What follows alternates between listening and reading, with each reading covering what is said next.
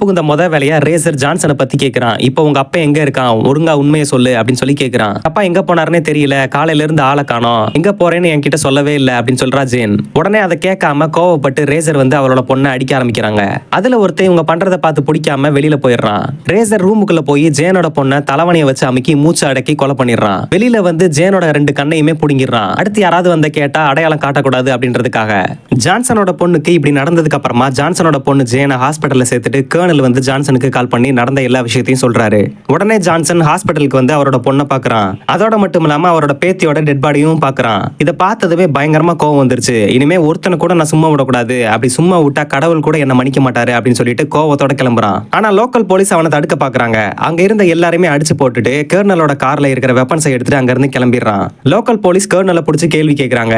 உங்க கேம்ப்ல தான் ஜான்சன் இருந்திருக்கான், சோ அவனை பத்தின ஃபுல் டீடைல்ஸை நீங்க எங்களுக்கு கொடுத்துதான் ஆகணும். எங்களோட டியூட்டி பத்தி உங்களுக்கு தெரியும், நீங்க தப்பு பண்ண மாட்டீங்கன்னு நினைக்கிறேன் கர்னல் அப்படின்னு சொல்லி கேட்கிறான் அந்த போலீஸ்காரன். ஓகே இன்ஸ்பெக்டர், எனக்கு தெரிஞ்ச டீடைல்ஸ் எல்லாத்தையும் நான் கொடுக்குறேன் அப்படின்னு சொல்லி கர்னல் சொல்றாரு. அதோட மட்டும் இல்லாம நான் ஒரு முக்கியமான விஷயம் உங்ககிட்ட சொல்றேன். ஜான்சன் வந்து ஒரு காலம் மாதிரி, அவனோட மூக்கணா கயிறை அறுத்துட்டோம்னா அவன் என்ன பண்ணுவான், யாரை குத்தி கிழிப்பான் அப்படின்றது எங்களுக்கே தெரியாது. அதனாலதான் அவனை வேலையை விட்டே தூக்கணும். இவ்வளவு பெரிய தப்பு நடந்ததுக்கு அப்புறமா அதுவும் சொந்த பேத்திக்கும் பொண்ணுக்கும் இப்படி நிலைமை ஆயிருச்சு அப்படின்னா எந்த அப்பன் தான் சும்மா இருப்பான். இனிமே தான் ஜான்சனோட உண்மையான முகத்தை நீங்க பார்க்க போறீங்க, அதனால நீங்களும் கொஞ்சம் கேர்ஃபுல்லா இருங்க அப்படின்னு சொல்லி இன்ஸ்பெக்டர் கிட்ட கர்னல் சொல்றாரு. ஒரு பக்கம் ரேசர் என்ன பண்றான் அப்படின்னா கிளப்ல போய் ஒருத்தனை பிடிச்சு அவனுக்கு காசு கொடுத்து அபார்ட்மெண்ட்ல இப்ப நிலைமை எப்படி இருக்கு அப்படின்னு தெரிஞ்சுக்க வைக்கிறதுக்காக அவனை அனுப்பி வைக்கிறான். கிளப்ல இருந்த அந்த பையன் அபார்ட்மெண்ட்டுக்கு வெளியில போய் அங்க இருக்கிற பசங்களோட பேசி என்ன நடக்குது அப்படின்றத தெரிஞ்சுக்கிறான். அந்த ரூம் நம்பர் 112ல என்ன நடந்துகிட்டு இருக்கு, போலீஸ் இன்வெஸ்டிகேஷன் என்ன பண்ணிக்கிட்டு இருக்காங்க அப்படின்னு சொல்லி அந்த பசங்கிட்ட கேட்கறான். அந்நேரம் அந்த கூட்டத்துக்குள்ள அவன் இருக்கிறத தெரிஞ்சுக்கிட்ட ஜான்சன் அங்க வந்து அவனை பிடிச்சிட்டு போயிடுறான். ஹீரோ அவனை தனியா கூட்டிட்டு போய் அடிச்சு வில்லனை பத்தி தெரிஞ்சுக்கிறான், வில்லனோட பேரையும் தெரிஞ்சுக்கிறான்.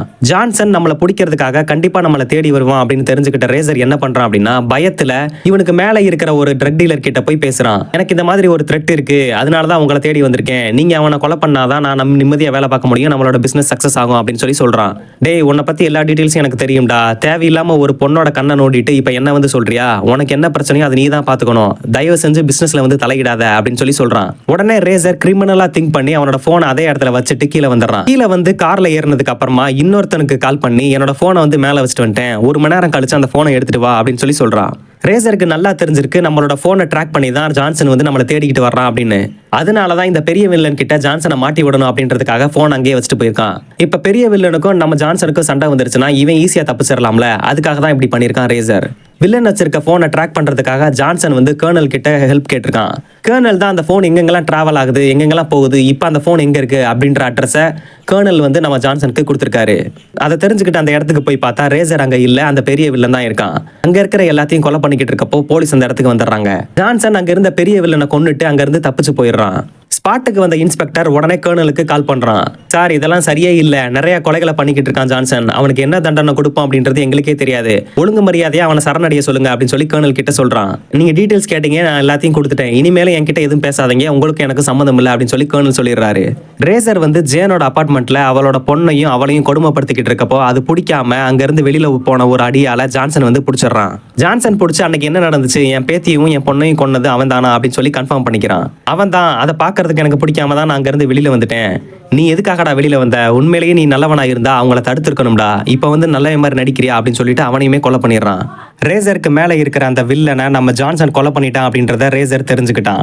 இனிமே இந்த காட்டுக்கு நம்ம தான் ராஜா அப்படின்ற மாதிரி அந்த ட்ரக் பிசினஸ் அந்த சிட்டி ஃபுல்லா பரப்புறதுக்கு ட்ரை பண்றான். இதுக்கு முன்னாடி ட்ரக்கை சப்ளை பண்றவங்க கிட்ட போய் பேச்சுவார்த்தை நடத்துறான். அவங்க என்ன சொல்றாங்க அப்படின்னா உன்னோட பாஸ் தான் இறந்து போயிட்டால, இனிமே நான் யார்கிட்ட டீல் பண்றது அப்படின்னு சொல்லி கேட்கறான். அவன் செத்தா எனக்கு என்னடா, இனிமே என் கண்ட்ரோல்ல இருக்கடா இந்த சிட்டி மொத்தமும், நீங்க பிசினஸ் பண்ணணும்னா என்ன வச்சுதான் பண்ணணும், அதை மீறி பண்ணீங்கன்னா யாரையுமே நான் சிட்டிக்குள்ள விட மாட்டேன், அவ்வளவு வாழை எனக்கு தெரியும், எல்லாருமே எல்லா இடத்துலயும் போட்டு வச்சிருக்கேன் அப்படின்னு சொல்லி மிரட்டுறான். அவங்களும் வேற வழி இல்லாம சரி ஓகே பிசினஸ்க்காக தான் எல்லாம் அப்படின்னு சொல்லிட்டு ஓகே சொல்லிடுறாங்க. சரி நம்ம டீலிங் எங்கேயே வைக்க வேணாம், வா ஷிப்புக்கு போலாம் அப்படின்னு சொல்லிட்டு ரேசரை ஷிப்புக்கு கூட்டிட்டு போறாங்க. ரேசர் இப்போ யூஸ் பண்ணிக்கிட்டு இருக்க போனையும் ட்ராக் பண்ணி ஜான்சன் வந்து அந்த ஷிப்பை கண்டுபிடிச்சிட்டான்.